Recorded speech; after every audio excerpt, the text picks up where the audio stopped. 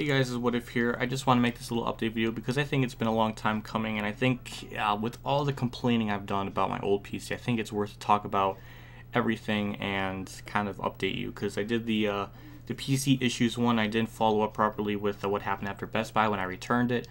So I'll start there and then work on to present day. So obviously I returned it to Best Buy that same day that I made the video, and the guy actually took everything out of the box, hooked it up, and nothing. So it wasn't me. I wasn't crazy. I was even telling him like it came with a VGA cable, yet there's a DVI-D port in the back. So I was baffling, and he was puzzled by that, and he told me something that's kind of a big deal, at least in terms of how these things are made, is that really the company only really does is just the packaging and like just the way the box looks, basically, and whatever that's inside it is kind of just different. And he's right, because when I got this new PC, new tower I should say, the actual internal insides of all that is vastly different than what I had before. Now the old one, the first one, had 2 fans. Actually, I think it had 3, but only one of them worked. Weird. This one has 3 fans and all 3 of them work. And obviously all the insides is completely different. The exterior looks the same, but the interior is very different. And also, what's more just baffling is that this one comes with 2 DVI-D ports and a VGA cable. What the fuck? When I came to Best Buy to get this new tower, the guy was telling me like, oh, VGA cables are like obsolete and they don't use them anymore. Because I was asking him, like, because he was hooking it up, because the guy that told me when I returned the first one initially was saying that, when you come here, make sure you ask somebody to hook it up and make sure that it works, so you don't leave here with a broken or defective thing. So he was telling me like, you will leave that Best Buy that particular day with a functional tower. So I asked the guy that, or asked the girl that, and she got the guy to do all this sort of things and to hook it up. And I asked him, what's on the back of it, because I was telling him about like my issues and what was going on, and I even got like a DVI-D to VGA adapter, and that didn't work with the old one. So he was telling me that, and thankfully I brought the little adapter thing with me. So I asked him like, can you hook it up with this? Will this work? Because now I'm thinking like, because he was telling me all this sort of stuff, and now he was telling me before he hooked it up, he was like, oh, this brand doesn't work and it doesn't function properly. So I was like, oh, if that's the fucking case, I'm gonna be really goddamn pissed off. Thankfully, the little adapter works perfectly fine. So it's good to know that it was something completely out of my control, and I just got a defective one, which is just, I just can't believe it. So thankfully, this new one, it hooked up, no problems, nothing at all, and I'm in good go since then. Really, the only big pain in the ass is trying to, I guess, convert old files into this one. Again, I don't have an external hard drive. I blew like so much money on the tower itself and the new monitor as well, just because I just thought it was needed. And also, when I was thinking of it at the time, because I'm fucking stupid, and my mind was so fried that day, those couple of days when I got the tower the first time. I was thinking like, maybe the monitor will have a DVD port or something, so I can install Sony Vegas and other things and other stuff like that.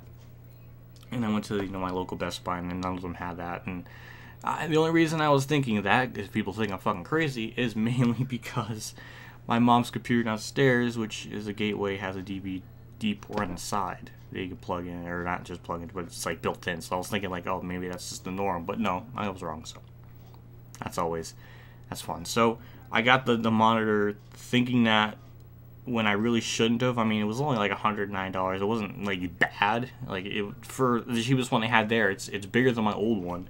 So I technically didn't have to get one, but I was thinking, at the time, like maybe I needed to. I don't know. My mind was so fried. It was just at that time, like, so I don't know. Whether if you think it was worth that or not, I mean, whatever. It's in the past now, and I mean, I'm happy with what I have now, and it works. So yeah. So now now into the, I guess, the juicy part is how well does this thing perform compared to my old one? Well, in about every way it's better. Every fucking possible way it's better. From converting files, to rendering stuff on Sony Vegas, to editing on Sony Vegas. The recording process is better. Everything. And I'll go into exact detail. So say, let's, like, I guess use for example, my NASCAR Heat 2 Kansas race. And I was about like 13 minutes or so. So editing process, recording, editing was faster, way more quicker. I can go through things way more efficiently. It used to always take me 30 to 40 minutes, and I would have Sony Vegas have like the preview quality on preview quarter, so it's basically just pixels. You can basically count the pixels on the screen. Like it's like what, 180p, and even that was still having issues. That's how bad my old PC was. Now I can actually put it on best full preview, and it actually works fine. I normally don't because I'm so used to the old one, so I go to preview and I go on full, which is basically the better quality preview. So that's way more efficient. Instead of taking 40 minutes or whatever I had on Twitter is basically the definitive way of how it used to be with editing and making videos. And it used to be such a long fucking process. Just, it would take 2 hours minimum, then maybe like 2.5 to 3 hours max. And with just, actually no, what am I talking about? That's kind of it, but then I don't, it's a message. The point is everything's better. So the Kansas race, and I was editing all that way more faster. The render time, back then with my old PC, a 13-minute video with being on it while it was rendering, maybe about 2 hours. Yeah, 2 fucking hours. So this one, I was on the internet just doing whatever. The same thing I was doing like before in the past, and I was like, okay, how fast will this go? And I finished it up in 30 minutes, and that's with purposely going on the internet, you know, and everything. So technically that's considered slow for the thing, and yet that rendered that for 30 minutes. That's a big deal to me, because that's like 4 or 5 times faster than what I used to do. So then I just decided, hey, you know, what if I just didn't be on the computer at all, just go on my phone and just let it render normally for about that period of time. And it actually took about less. It took 15-20 minutes. So that's crazy. That's insane. The render time is insane. Converting files, because the Elgato doesn't like to use the raw files from that to Sony Vegas, so I have to use a converter called Handbrake to convert the raw file to an MP4. So NASCAR Heat 2 videos, let's say if the one's like a raw file is like 25 minutes. In the past, it might take an hour and a half. That's what it felt like, hour maximum. Like it always would take an hour, pretty much. So this one, this new PC, that kind of converting only took like 15 minutes. 15 fucking minutes. Oh my god. So that saves me time. So much time. It's insane. And if you do NASCAR Thunder ones, it's like fucking 4 or 5 minutes. It's insane. Granted, I know the like picture quality isn't like HD or anything, but that's crazy. That's a big drop, big increase. Even my old PC with NASCAR Thunder 2003, it was about 15-20 minutes for that. Even faster than NASCAR Heat 2, but definitely slow, all things considered, I guess, compared to this. So in every conceivable way, it's better. Every conceivable way. Upload time, that's more with just your cable company, and that was pretty good to begin with, so that really didn't change. But editing, rendering, converting, so much time. I'm saving so much more time doing these. And it's just insane. It's absolutely insane. So it's been a way more enjoyable to record. It doesn't feel like a big goddamn adventure to do shit half the time. So that's been very fun. The only thing that's still annoying, obviously, it's just things that's kind of out of the tower PC's control, like the PS2 locking up. That's more just the PS2 console itself, because it's like 10, almost 11 years old now. So that's not really any of the game's fault, because it was doing that to NASCAR 2004 near the end, and with 03 all the time. So it's more just the console itself having these issues. And I know where the issue is. It's just the freaking... There's 2 parts on the PS2 where the top of it presses down on 2 certain things. One's like right next to the power button, and one's kind of like behind the disc.